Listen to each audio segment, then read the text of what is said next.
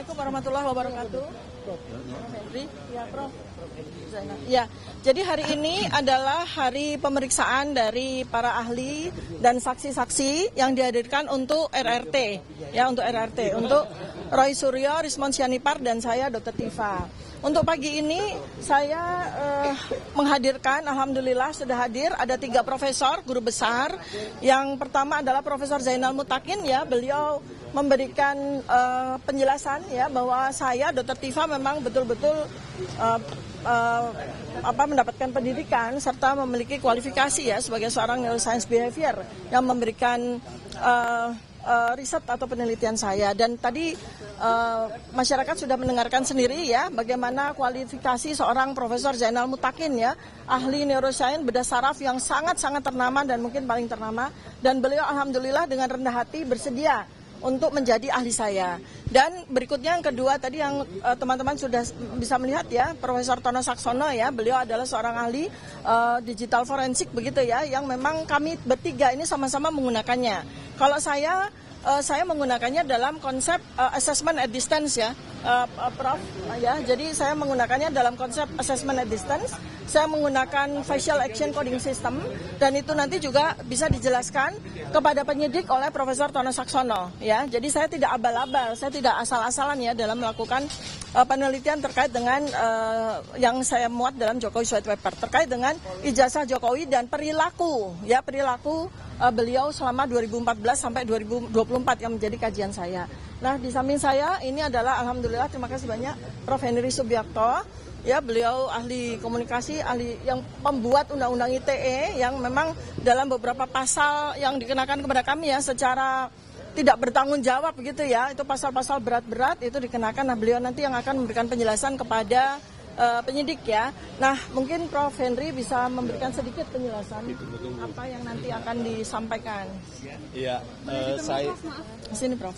Ya, saya hadir karena tadi benar seperti yang disampaikan Bu Tifa bahwa ini persoalan penggunaan Undang-Undang ITE. Ini kasus yang sangat jadi perhatian publik saja, penerapan Undang-Undang ITE-nya nggak benar.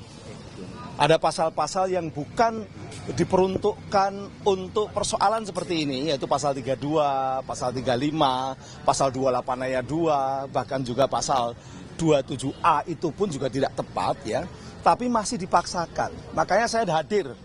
Saya hadir karena apa? Jangan sampai Undang-Undang ITE ini dipakai untuk menjeratin orang-orang yang berbeda pandangan politiknya dengan negara atau pemerintah.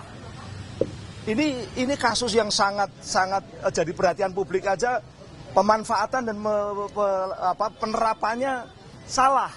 Sama dengan kemarin itu yang terkait dengan Rudy Kamri itu yang sudah dilakukan oleh Pengadilan Negeri Jakarta Utara itu. Dan juga Pengadilan Tinggi DKI. Ini diulang-ulang.